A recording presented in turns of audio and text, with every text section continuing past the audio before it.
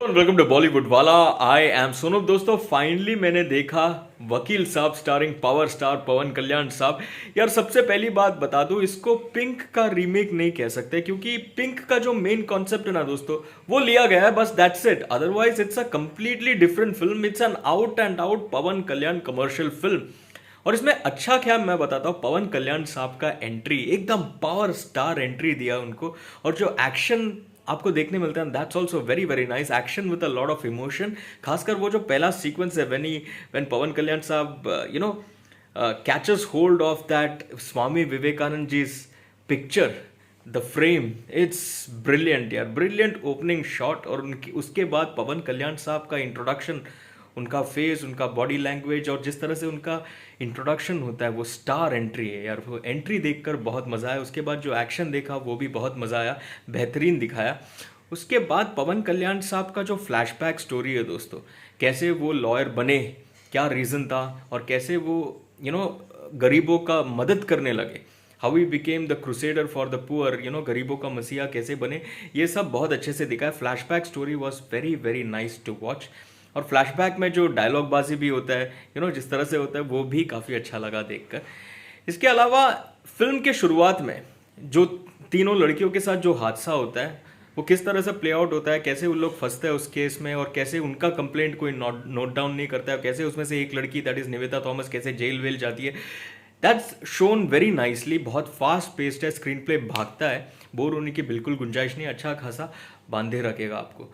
तो दोस्तों ये सब टॉप पॉइंट्स है, ये सब यूएसपीज है, ये सब पॉजिटिव पॉइंट्स है वकील साहब का। अब नॉट सो पॉजिटिव पॉइंट्स मैं आपको बताता हूँ। जो कोर्ट रूम ड्रामा जिस तरह से प्ले आउट होता है ना वकील साहब में दोस्तों, वो थोड़ा डिसअपॉइंट कर गया, थोड़ा नहीं बहुत ज़्यादा डिसअपॉइंट कर गया। क्योंकि अगर आप पिंक फिल्म याद करोगे, उसमें वो जो कोर्ट रूम ड्रामा था, that was thrilling and exciting to watch, exciting to watch. But इसमें जो कोर्ट रूम ड्रामा था ना, it was punctuated with excessive shouting, objection objection objection का बहुत चिल्लम चाली हो रहा था। इतना हो रहा था कि एक टाइम बाद यार कान पक गया।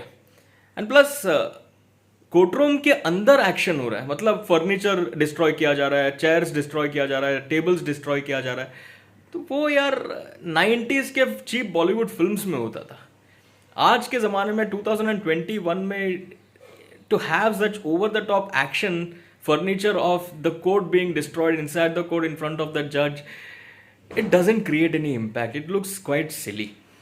उसके बाद एक बार काउंसिल वाला एक मीटिंग है, एक हियरिंग है, बार काउंसिल का एक हियरिंग है, वो भी मुझे अननेसेसरी लगा।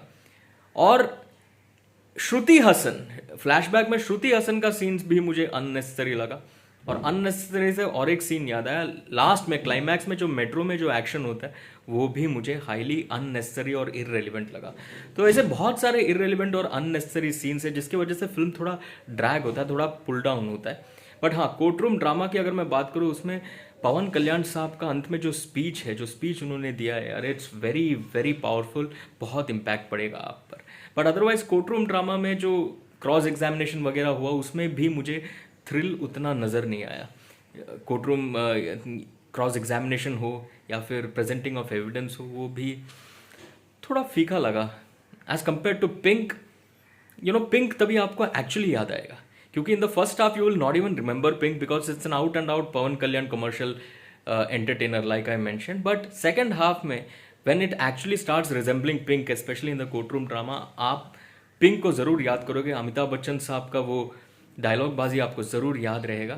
And it's not that I am comparing Amitabh Bachchan ji with Pawan Kalyan साहब, no, I am not doing a comparison, but I am comparing both films because the court room drama, the way it plays out in Vakeel Saab, it will really remind you of Pink and you will feel that it lacks the zing. Vakil Saab's courtroom drama lacks that zing, the X factor, the thrill that was very much present in Pink. Because of which, overall, the film turns out to be just about an average to above average watch. I'm going with 2.5 stars for this film. ये है मेरा rating. अगर मैं performances की बात करूँ, Pawan Kalyan Saab is superb, looks dashing, looks fit, looks very handsome. He has carried the film on his own shoulders and खासकर first half तो बहुत बेहतरीन लगा, एक्टिंग बहुत बढ़िया लगा। और जैसे मैंने कहा, कोर्ट रूम ड्रामा में वो जो लास्ट में जो स्पीच देते हो, that is brilliant and very very powerful, superb acting. इसके अलावा तीनों लड़कियों ने भी बहुत अच्छा काम किया है, निवेता थॉमस हो, अंजलि हो, सभी लोगों ने अच्छा काम किया है। Acting wise everyone is really really good. वो जो लड़का है the Vamshi, the one who played Vamshi, जो कटघरे में खड़ा होता है यार, उनका परफॉर्मेंस मुझे ठंडा लगा एक्चुअली। अंगद बेदी जो पिंक में जो परफॉर्मेंस दिया था बहुत बढ़िया था यार, बहुत बढ़िया था। तो वो उतना मैचअप नहीं कर पाया, but otherwise the rest of the cast and crew were quite nice and Pavan Kalyan ji was super awesome.